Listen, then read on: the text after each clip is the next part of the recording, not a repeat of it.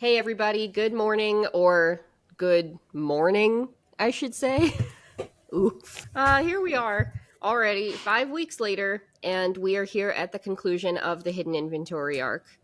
Where does the time go? As always, I'm joined by my friends, Hannah and Bryan. Hey, what's up, everyone? It's Hannah, and I'm gonna be honest with y'all. I forgot that Geto died in the movie. That's all I got. Spoilers if you haven't seen Zero, but also if you haven't seen Zero, like, Hopefully, I you're guess you're not getting a listening. recap in like a week, so. Yep. Honestly, this episode was packed with a lot of intense feelings. I thought there were a lot of interesting choices made in this episode as like a design wise, which we'll get to later, but I think that this is one of the better episode or one of the I guess not better because there's all of them are really great, but one of the best episodes of JJK. I'm probably putting it as like my second favorite episode so far. Dang. After which? It's debatable, but I would say maybe my favorite comes to it's a tough tie between like the one where Nobara has like the big moment with her hammer and she's like, you didn't see that coming, or it's the Yuji, what's his name? Besto Friendo fight. Oh my god. Where they Toto. work in tandem and then he claps. I The love clappy episode. Toto. We love a big beefy himbo character. It's true. Always. Oh my gosh. It is definitely a good episode. And there's a lot of ground to cover, so we'll just jump right in. Obviously, we left off with trauma last time. We pick up sometime after the incident with Rico and the Star religious group, and of course, the incredible fight scenes that we had in the last episode. We had Toji versus Gojo. We had Purple for the first time. So in this episode, we open with our fan favorite Gojo, who has already made massive strides in his abilities compared to where they had been at the beginning of this arc, and even like immediately prior to his enlightenment that we just saw in the last episode. Because of how much his skill has increased and been refined, he and Geto have been split up. And so now with Geto's specialty being to consume and like expel curses, he's doing this alone, and we can see that he is like physically and mentally wearing down. I really liked seeing the detail also in like these physical changes in his animation, like the eye bags and like the gaunt look of his face. I thought this was done really well, but he doesn't seem to be doing so well. What do you guys think? Yeah, it's really sad because a lot of it comes in to play with like the weight of carrying all of these, if you will. Like as you consume a curse, right? It's not just the process of hanging on to that. It's also or like it's not just a process of absorbing it, but it's also hanging on to it afterwards, right? Like we've already talked about how vile it is to already ingest a curse, let alone bear the weight of it long after the fight. And so continually doing that. And I think they really demonstrated this well. The repetition of the scenes, and it was like conquer, absorb, Kurt, or something like that. And it was a continuation of kind of that momentum that I think really defines Ghetto's wearing down. Yeah, I mean, the way they drew the eye bags and brought back what he was saying in episode 1 at the beginning was very like full circle, I felt like, because that very opening scene of episode 1, you could tell was kind of him just like talking through how tough like what his ability was. And now he just doesn't have this other person that, has clearly been very close with him in probably multiple ways to kind of be that like difference. Like they're two very different people that balance each other out, and now he doesn't have that balance, and he's already, starting to feel that spiral.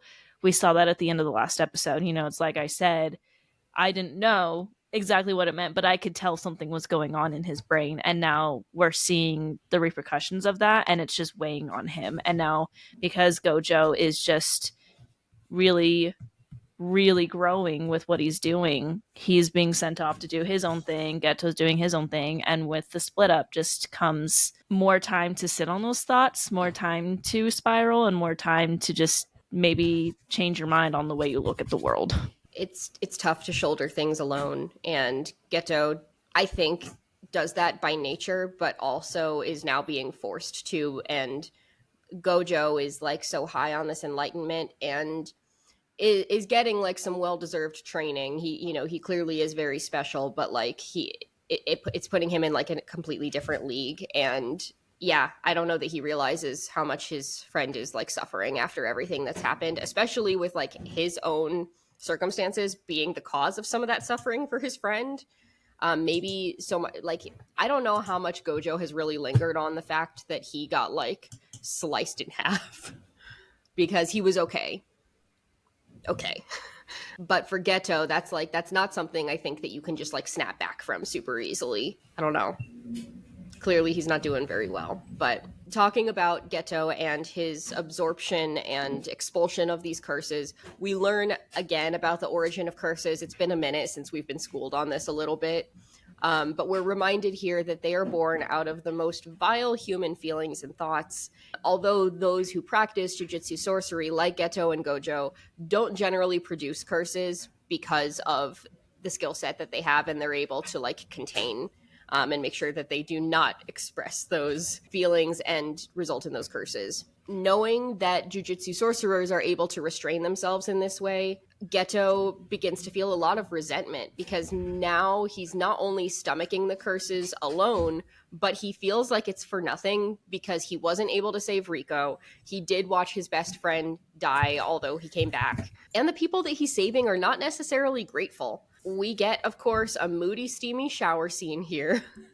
And in his like internal monologue, we hear that monkey terminology come up again that we talked about, that Toji had planted a seed of this thought in his mind. What do you think about this mental spiral? And also, like, is he wrong? In some ways, yes. In some ways, no. You know, I think this is what happens when you go through the situation that he's going through. And it really does all go back to that fight with Toji, because I think that was really what started it all, with him just kind of realizing that he had this kind of disdain towards non-jujutsu sorcerers because some of them still could put up a fight, while like I don't think he necessarily thinks people like Toji are really the problem. I think that kind of started him off being like, maybe they don't need protection. I mean, moody shower scenes. Don't we all do our greatest thinking in the showers? My greatest work. Our great. No. I felt like that moment was so real though. Like, we're watching him spiral and it's like, it's really sad. And I knew this was coming. I felt like this was probably what this episode was going to be centered around, was that, since I knew it was the last of this arc. And it feels so realistic though, because he's in the shower. We all do our greatest thoughts, our you know, we second guess everything the most when we're either showering or trying to sleep. And he's seeing things from a different viewpoint, and he's not necessarily wrong. I think the way he chooses to move forward from these thoughts is really where he's more wrong. But these people aren't grateful for what he's doing. And he, like we said, we're coming full circle to the line that he said in the first episode. He doesn't like having to absorb these curses. It tastes like shit, as he says. And he has to live with those curses still inside him and shoulder that. And, you know, he's feeling like, okay, now that we've once again established that jujutsu sorcerers have the ability to control curses, maybe the world would be better with just jujutsu sorcerers. Or maybe the world would be better with no jujutsu sorcerers. What would be better in this situation? Which we'll probably talk about in a minute. Yeah, the shower scene, I mean, his face in that shower scene, that was like, it was cool, and it was like, ooh la la, and then it got real serious real quick. Like, he looked like the Joker, and I was like, I'm out. I'm no longer simp. Sorry, don't cancel me, guys. But with that, I think Geto is understanding the weight of what it takes to provide a long-term solution here, and he's like looking at it from like a standpoint of like, okay, like this isn't sustainable, right? Because on the individual experience, like his individual experience, clearly awful, right? Like, however, his overall experience of like helping the world not experience that much more pain, how many curses has he prevented? I think that's where he loses frame. And that's the issue here, is that like, no matter how much you can look at it from the lens of, oh, I'm doing this much good for the world. Eventually there comes a point to where the pain that you are experiencing as an individual can't outweigh the good that you're doing for others because you're not seeing the repercussions of it. And this is that instance, right? Like where he fought so hard, almost lost his best friend, almost lost himself, to only lose their only objective in that mission. So I think it was pretty difficult to kind of have him go through this and then be like, yeah, like, let's go back into the jiu-jitsu world. Yeah. Like, he looks burnt out, like he's done. He's put his time card in, girl. Oh, speaking of not working overtime, that scene's kind of thrown really casually in here too, with Emo Nanami and Haibara, and like another death. And it's like, and this one is again like so casual, almost as casual as some of the fight scenes that we saw earlier, where like we don't even really see exactly what happens to this character, but we see like a positive interaction between Geto and this character, and then we see like a death, and it's like we're literally giving our lives for this, and you people aren't even grateful, and like everything we're doing is so repulsive, and like I just don't want to do it anymore.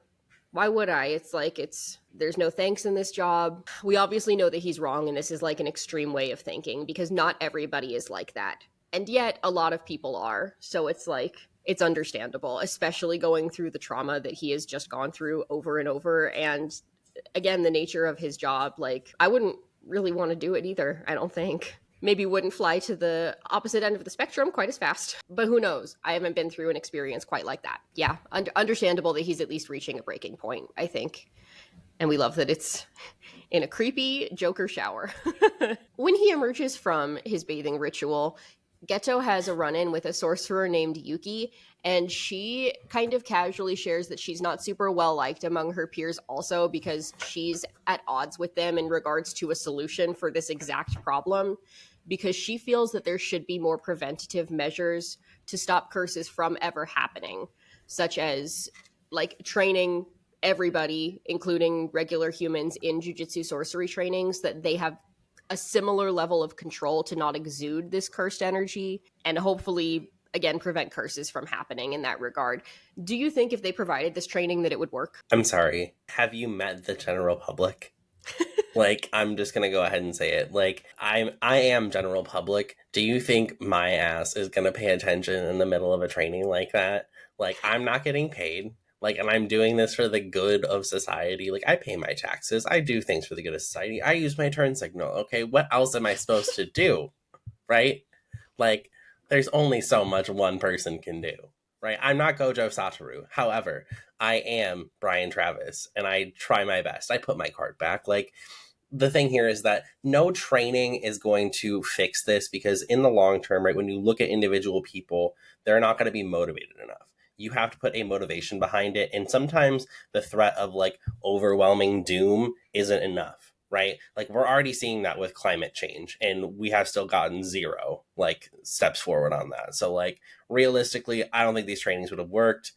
So sorry, but Yuki is an optimist for mentioning it. I agree. And I also think not only would people not really pay attention, I think some people would just downright refuse because people wouldn't believe it. It would be like going into the world of Harry Potter and telling muggles, like, hey, you need to control this magic within you. And they're like, magic? What? You know, like if muggles had magic within them, that sort of thing. And, you know, you would just have so much of the population just be like, no, that's not real. And yet it still probably would be good to try that before what Geto goes with, you know, like that still is a preventative measure that we could take to at least have some of the population learn to control themselves. And it feels like a step forward in the right direction as far as what we could do. I don't think it would necessarily work. Yeah. Completely. Damn, humanity. You've earned our doubt. No, but it's true. It's like you just really can't count on anybody other than yourself. So Yuki, I think maybe is a little bit idealistic in this consideration because again, like there's just no way you could get everybody on board for the same thing. It's just not in our nature. as a species, but I think I agree. I don't think it could hurt to try. And then, there would be people who would adopt the same beliefs and that really would give effort and try. And maybe seeing that would give people like Geto enough of a push back in the right direction to be like, oh, there are people that are worth saving, Yeah. I think it's worth a shot. Maybe a little bit too hopeful, but I guess we'll find out. Or not, because the problem with this conversation is that it sparks an idea for Geto. Also, his preventative measures is to potentially kill all non-jujutsu sorcerers, or at least most of them, and have the rest fight to learn, as in like forcibly evolving them very, very quickly through a culling process. Yuki acknowledges this idea briefly, but I don't think any of Geto's peers would have expected what came next. When he sent on a mission to go exorcise a curse, 2 little girls are blamed in a village for crimes that they didn't commit. He snaps. This is the moment where he finally snaps, and we have a brutal slaughter of the entire village that these girls are in. What did you think of this scene, knowing that Mappa in this show has chosen to be pretty graphic so far? We've seen some pretty gruesome scenes with Gojo and Toji. This was a slaughter of an entire village, but this was a scene where they left things to the imagination. We didn't really see any of the actual slaughter happen in the same way. Do you think either is more impactful?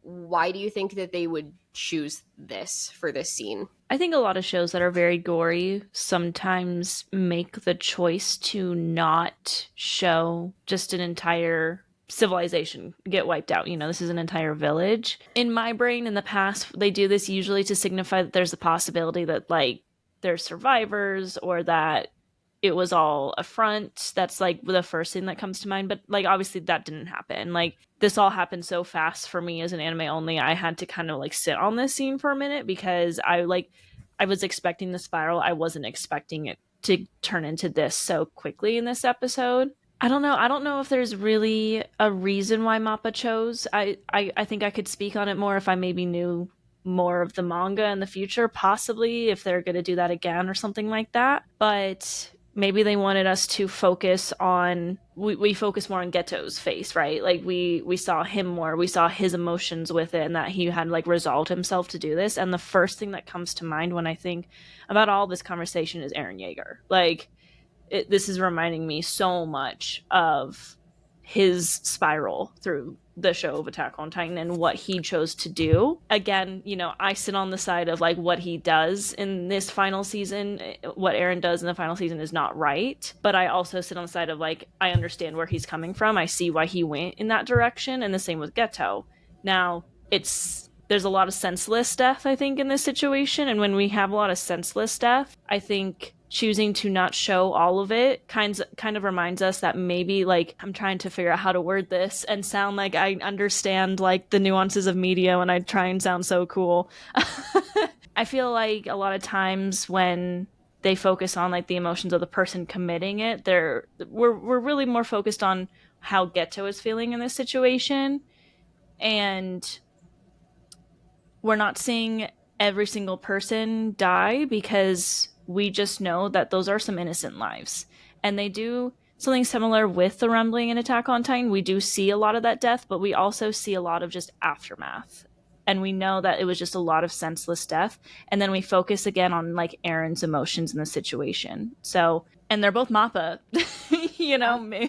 it could just be a Mappa style, but it was really, really impactful. And I think it's impactful no matter what. We understand as an audience that was just a slaughter. We don't necessarily need to see all of it. ソムトトルユミー。俺はエレン・イェーガー。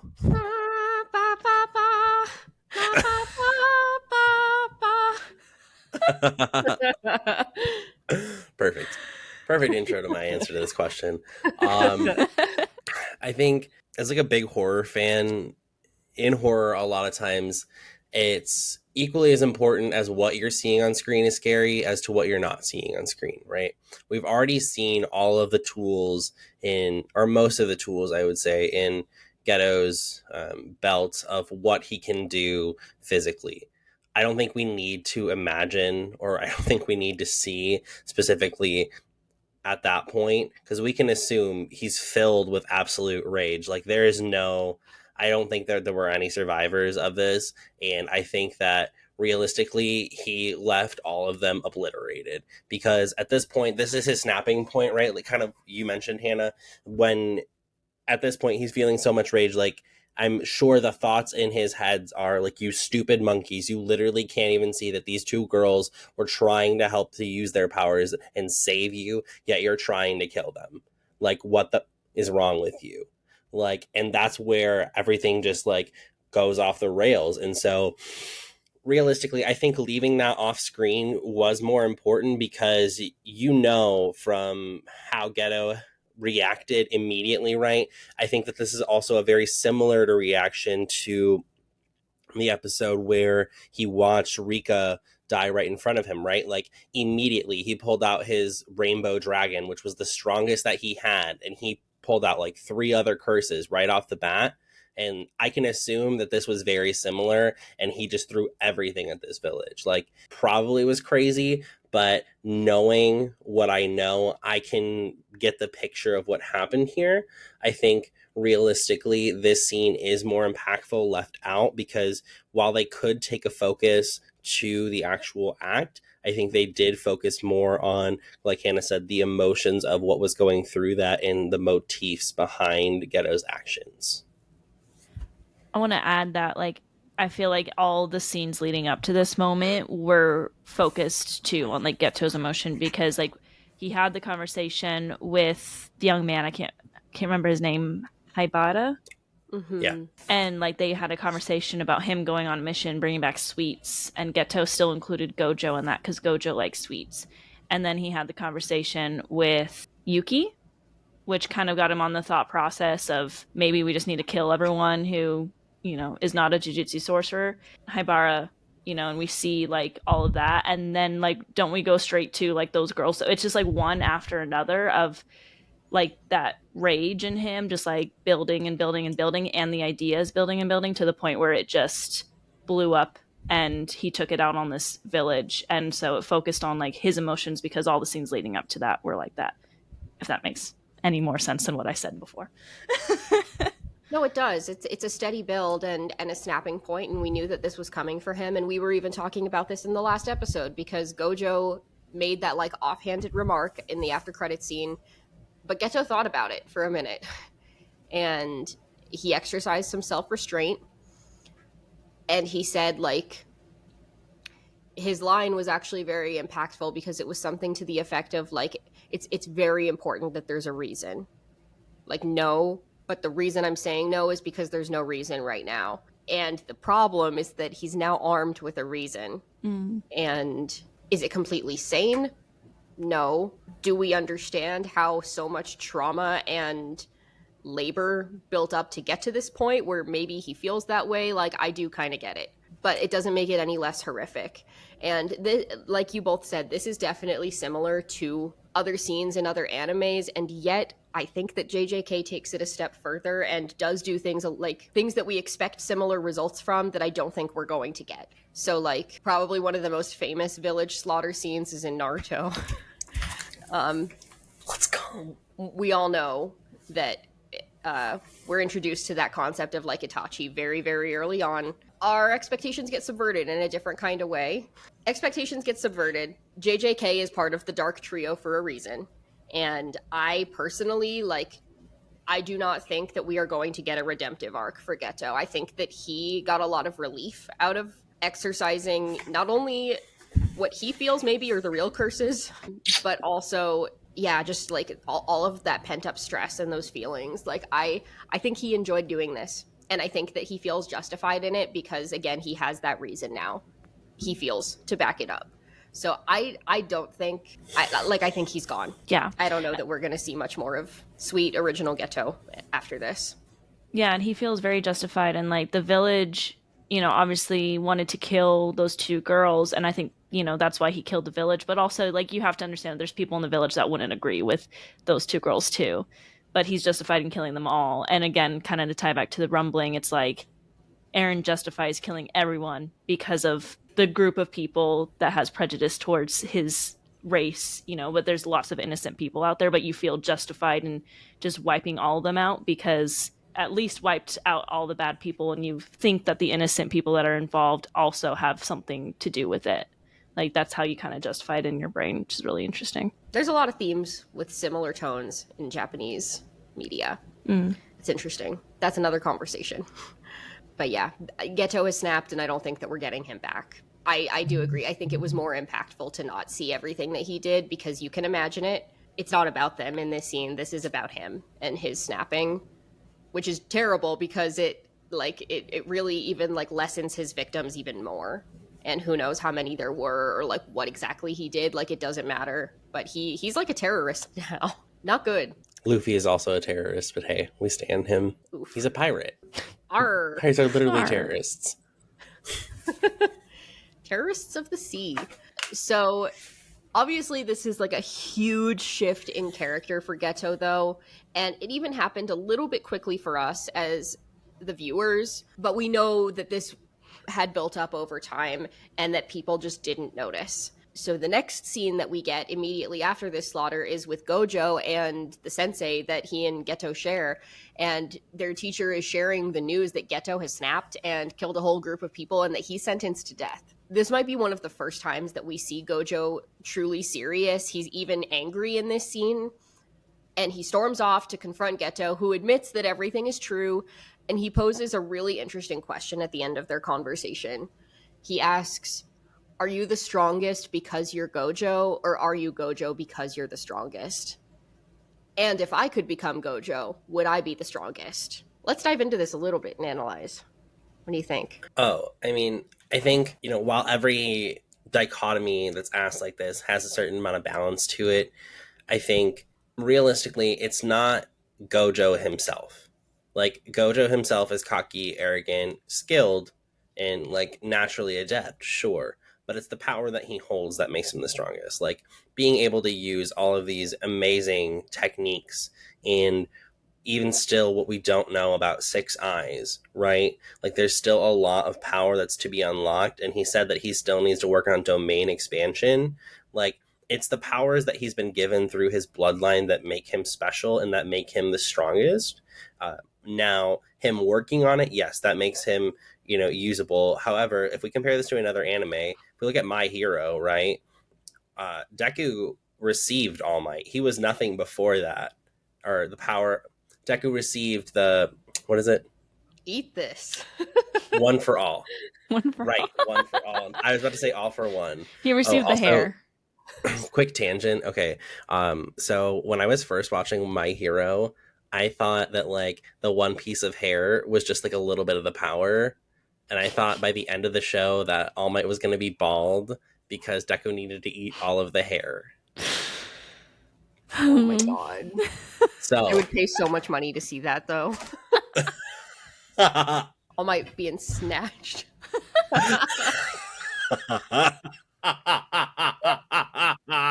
Oh my god. Nonetheless, though, going back to this, right, Deku's able to receive One for All. So, like, it was the power that makes him special, while the person behind that power needs to be able to use it and harness it correctly. It is still the power that he's given. So I do think that Geto saying, if I were able to become Gojo, would I be the strongest, I think is a correct statement, given the fact that he would have those infinite powers that Gojo wields. The scene was interesting. It gave me chills, honestly. It was really beautifully done, and the sound design was really beautiful. If I'm recalling right, there was like no soundtrack. It was just the sound between the two of them. And of course, it was right after like Geto showed up talking to, I can't remember her name. She's barely appeared in this, but I think she's related to Nobara. Oh yeah, hang on. What's her name? Oh yeah, the third girl. The third person in their group. Yeah. He approaches her. Shoko. So right before Gojo and Geto interact, Geto approaches Shoko, and it's super casual. And she's just like, "Did you do that?" And he's like, "Yep." She's like, "Okay." She's just talking to him. Cigarette. Calls Gojo. And Gojo's the one who's like truly shaken up about it, which you would think was the other way around. Because if I'm remembering correctly, we had met Shoko in episode 1, and she was a mess and a half. If I'm remembering correctly. It might have been someone else, but Wasn't she the one that was like exploring that like haunted mansion and was the one who was like scared the whole time? Or was it No, someone else? no, she was with Gojo, I No, she think. was with Gojo. Okay. I'm remembering incorrectly. See, this is what happens when we talk about a show that I haven't seen 15 million times. Anyway, I just exposed myself. Don't cancel me, okay? Sorry, JJK fans. I'll get there. But still, it was interesting to see the contrast between like her interaction with Geto, because what I've seen of her, I would think she'd be a little bit more like surprised or something, and that Gojo would be calm because it's Gojo and he's just kind of like we've seen a lot from him in this arc, but I still would feel like he would just be like, what are you doing? You know, like let's talk this out. And he's like visibly shaken the whole time. The voice acting was really like spectacular too. Like as soon as like I hear people like heavy breathing, like you feel that anxiety and it's so real. And the question like, are you the strongest because you're Gojo, or are you Gojo because you're the strongest? I think that's interesting. I think that's gonna resonate with him, but I don't think he really knows. I don't think Gojo knows the answer to that. What I found was actually more interesting was when Geto said like, go ahead, kill me. That would make sense, or that would be a justified killing. Like he is very aware, like, because everything he's saying is like, these are justified killings, right? you know Unlike what he said at the end of last episode where he was like, there would be no reason for it. He's like, you can kill me, there would be reason for that. And he's only killing people where he thinks there's a reason for it, and he's justified that in his head. And he tells Gojo like, there'll be a reason for it. He understands what his actions have done, but Gojo still can't do it, which don't really blame him after the friendship that they've had, possibly more than a friendship. But I thought that was really interesting and could possibly really be kind of a, not really a breaking point for Gojo, but also a breaking point for Gojo. Just like to hear Geto say that, and then for Gojo to not be able to do it at this point. And then afterwards talking to the sensei, and sensei was like, why didn't you kill him? And he was like, do you really have to ask me that? Just like that whole thing. And my brain is all over the place for this episode because it was just really beautiful and really sad. Just like that sequence of events was just really, really powerful. And I mean, I hear that's the last we're seeing of Geto, so I don't know. We'll see. Man, it was just like thinking back on it. Like I can't really think of words because it was just so powerful and so sad to see these two that have clearly been so close for so long and worked so well together. A few episodes we were laughing at them being on the phone with each other like, are these your guys?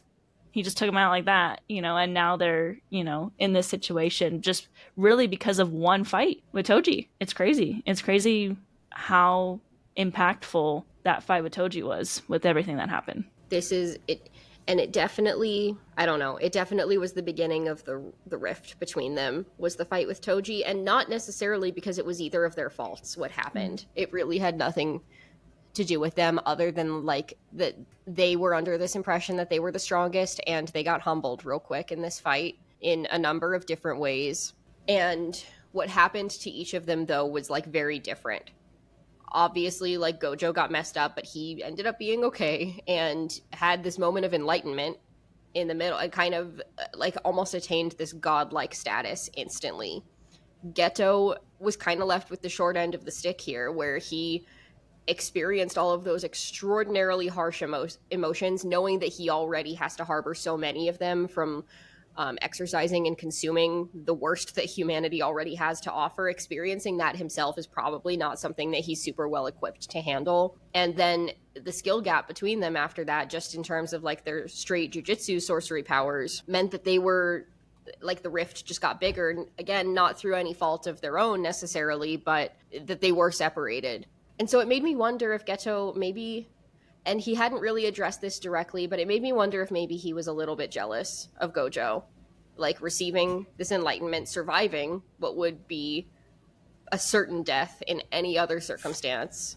And then, like, again, Gojo obtains this godlike power. That's what we kept saying about him last episode.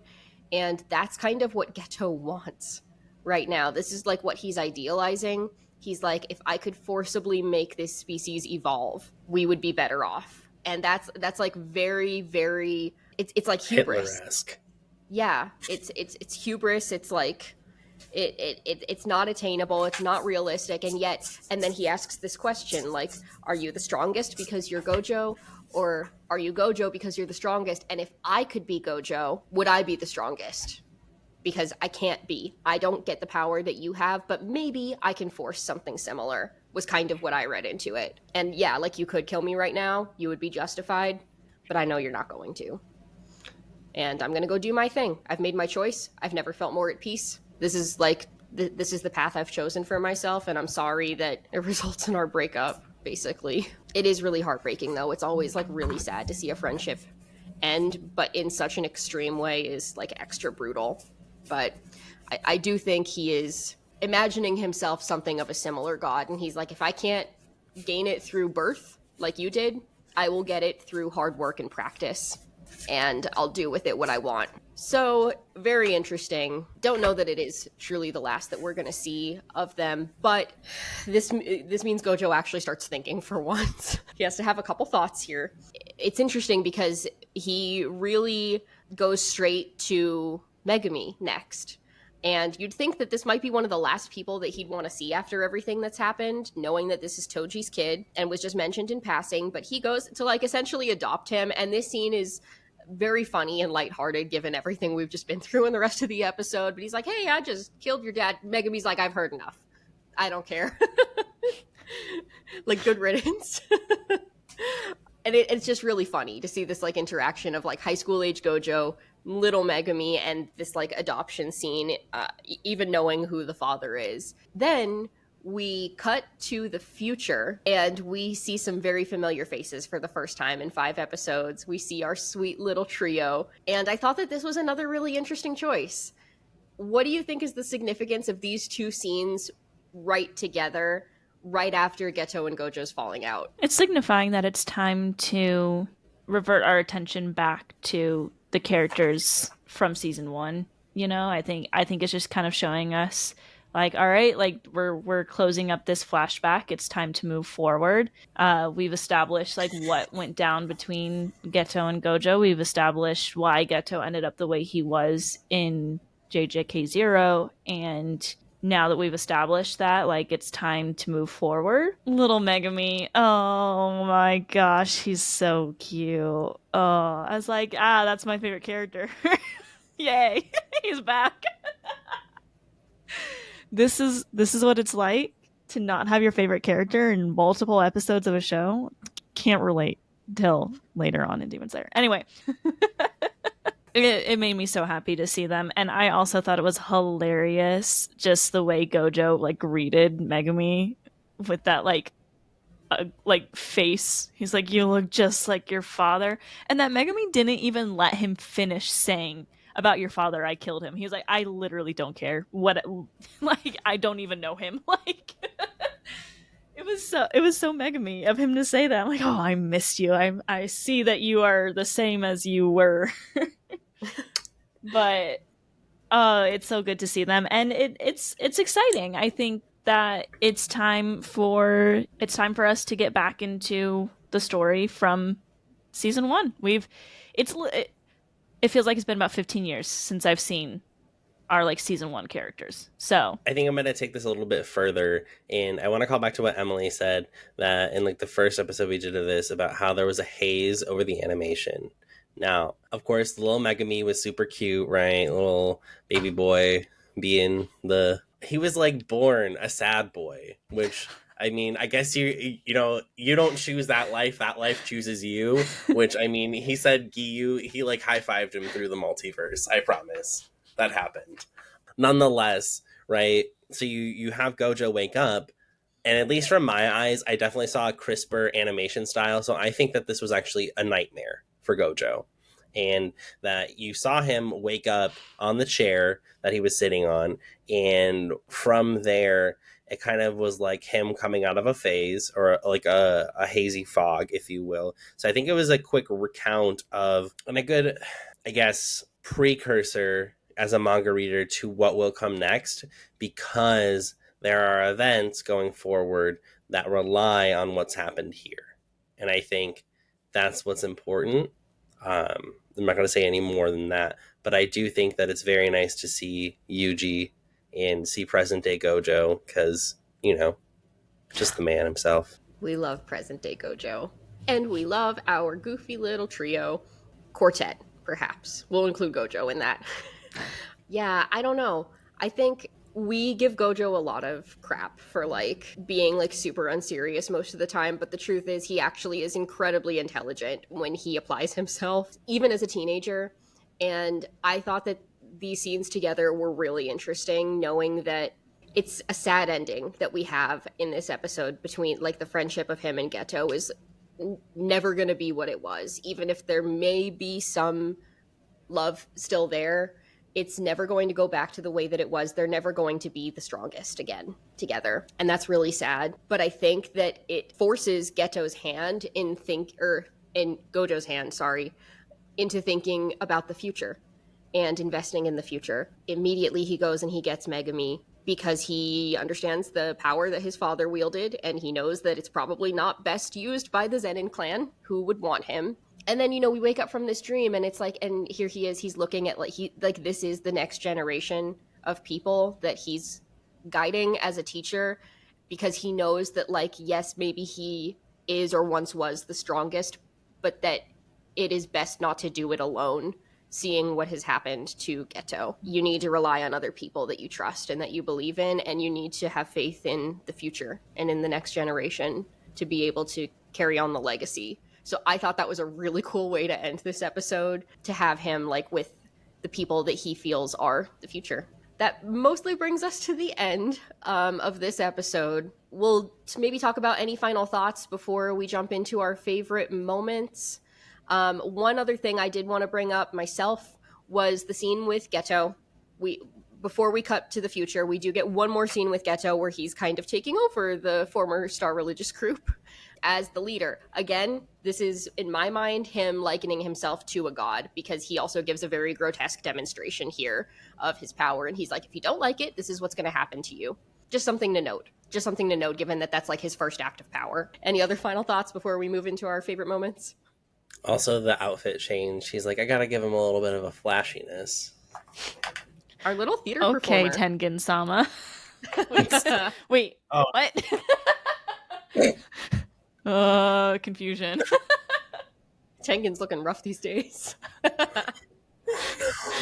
I heard somewhere that the guy he called up, I couldn't remember this, but the guy that he called up and then killed was the guy who actually took Riko's body from Toji. I didn't catch that, but that's really interesting. Dang. All right, JJK. Any other thoughts? All right, favorite moments it is. So I will go first. I just have a theme that kind of ran through the whole episode that I want to call out, and that's the sound design for this particular episode was just so haunting and spectacular to me. And so a couple scenes where I noticed it in particular were, of course, the screams and the horror in the slaughter moment, where we have to rely purely on that auditory sense to understand the context of what's going on. I thought that was horrific and really, really well done. Knowing that we built up to that, though, there were a couple other moments in the episode that I think foreshadowed it. And so we have scenes with water, the shower sounds that we had, and even when he's sitting in the hallway with Yuki and we hear the rain layering, I felt personally that it layered and escalated to the point where it also almost sounded like screams. And I just thought that that was so cool. So finger snaps to the Mappa audio design team, because this episode was really, really, really well done in that regard. I kind of have two favorite moments. So one favorite moment is I guess the more valid one, if you will, but it's also the scene with the conversation between Geto and Yuki. And if you notice in the background, the rain itself on the windows is actually making scenes from the previous episodes. So all the fight scenes, Toji and Geto was playing in the background from the rain, and the conversation between them. Focused on the sound. I'm gonna have to go watch that again. That's so cool. Yeah. And so it kept and it transitioned throughout, and as the rain got into heavier scenes, but it was displaying a bunch of different things. It's very light, but you can see it. And then the other thing that I want to call didn't occur in the episode, but it occurred on Twitter. and I want to call out the KFC Twitter admin, because the fact that Gojo and Geto broke up in front of a KFC, first off, out of pocket. Second, the KFC admin being watching Geto and Gojo break up from behind the register, these chicken nuggets about to be extra salty with my tears. Oh my I god. saw that. Or something like that. Bro, I was dead. I lost it. I love it when people in charge of Twitter or social media for these like big companies talk about anime, because Wendy's does it with Demon Slayer all the time, and it's so hilarious. Everyone's just like, when Wendy's admin knows what's up. Now we know that KFC's admin knows what's up. Oh my god. Oh man. Anime really is mainstream, y'all. If you didn't think it was before, it is now. So interesting that we keep mentioning the scene with the rain, because I noticed something else with the rain when he was talking to Yuki. I felt like the rain, and they might not have meant this might have just been me. I thought the rain sounded like clapping, like the people clapping at the end of the last episode. And I think that when it first started, that was what I was thinking, was that he was thinking of those people, and then I realized it was rain. But like that sound never to me felt 100% like rain. It like literally felt like I was listening to people clapping. So I'm like wondering if now there's like a 3-parter to that, where it's like they actually meant to do that, because I think that's very possible, because that scene where those people were clapping was so integral to his spiral, honestly. Other than that, just to be like on the happier side, I really just enjoyed the scene with Megumi when he was little, and then transitioning over to our main trio again. Like I said, it feels like it's been about 15 years since I've seen them, because they weren't in JJK Zero either, so it's literally been quite a while since we've seen them. And it was just Facts. It was good to get that loop back. Also, when Bryan mentioned like this whole arc kind of seeming like a dream, that reminded me too that if you look closely when they're like waking Gojo up and he lifts up his mask and you can see his eye, it's actually red underneath it, like he was like crying while sleeping. Like it was, I think it signified that he was reliving those memories through a dream, and those scenes being back to back really were more of a sign that it was like, yes, we're moving on to the next arc. We're like, we were living those moments through Gojo's like sleeping brain while he was at, JJ or Jujutsu High. So all really well done. It's making me a bigger believer in the beauty of Jujutsu Kaisen. I gotta say, we'll see where it goes from here. I hear Shibuya is gonna get me even more. So, Oh, yay! it will. Don't you worry. You don't need to worry about that. Oh boy. I don't want it actually. I'm gonna stop watching. Sorry. Like how? And now it's time for our Taishoera secret. But it actually is. So we didn't linger on this for very long, but I want to bring up Emo Nanami and Haibara again. And Haibara is such a short-lived character, but he is like so funny and sweet in the couple scenes that we do get with him. And so the Taishoera secret is not really a huge secret, but there is a pretty valid fan theory that has floated around about him for a while, that the reason that Nanami likes Yuji so much later on is because he and Haibara were like best friends, and obviously we know that things did not end well for Haibara. So it honestly kind of breaks my heart, but like they are so similar, and it's just so sad that his death is so unglamorous. But getting to see like his friend again in Yuji, if that brings even a little tiny bit of joy to Nanami, then I'm all for it, because I am a Nanami believer in this house. On that note, rest in peace, Haibara. I know you would have loved Jennifer Lawrence. All right, I think that's what we've got this time, folks. So we'll see you next time in Shibuya. We're really looking forward to it. And in the meantime, if you've enjoyed what you've heard today, please give us a like, give us a download. We are the Hashira Half Hour on social media, at Hashira Half on Twitter, X, the artist formerly known as Twitter. We are on all socials. Give us a follow, give us a comment, ask us a question if you have any, and we will see you next time in Shibuya. Until then, umai. Umai. Shibuya, baby. Umai. That's showbiz.